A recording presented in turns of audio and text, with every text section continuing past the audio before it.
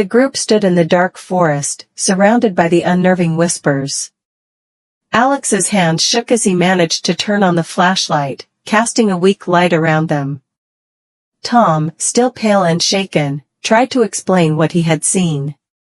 There were these shadows, moving between the trees.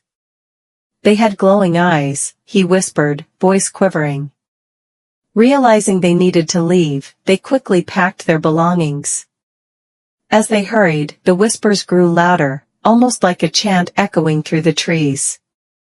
While packing, Emma spotted a crumpled, yellowed piece of paper on the ground. She picked it up, and they all crowded around. The paper was covered in strange symbols, and a message at the bottom in English: "Do not follow the voices." Fear gripped them as they realized the warning might be for them. "Let's get out of here," Alex urged. They started down the path they came from, but something felt off. The forest seemed to change around them, the trees appeared different, and the trail twisted in unfamiliar ways. The whispers stopped suddenly, replaced by an eerie silence. Then, from deep within the forest, they heard a soft, haunting melody. It was a lullaby, beautiful yet unsettling, echoing through the night. The sound seemed to pull them, drawing them deeper into the woods against their better judgment. They followed the melody until they reached a small clearing. There, they saw an old, decrepit cabin, its windows dark and the door slightly open.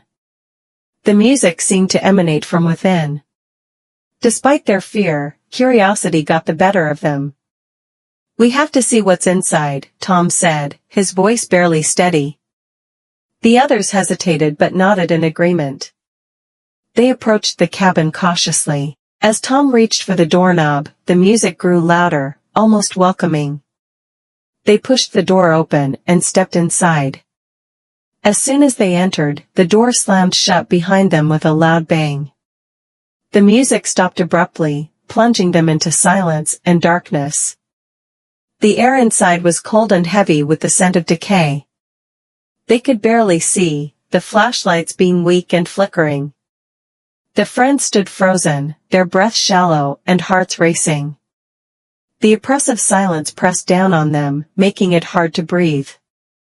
They knew they had made a mistake, but it was too late to turn back. The cabin felt alive, as if it were watching them, waiting for something. In the darkness, they heard a faint creak, like the sound of footsteps on old wooden floors. They turned towards the sound, trying to see through the blackness. The atmosphere grew tense, every small noise amplified in the silence. They realized they were not alone in the cabin. Something was in there with them, and it was watching.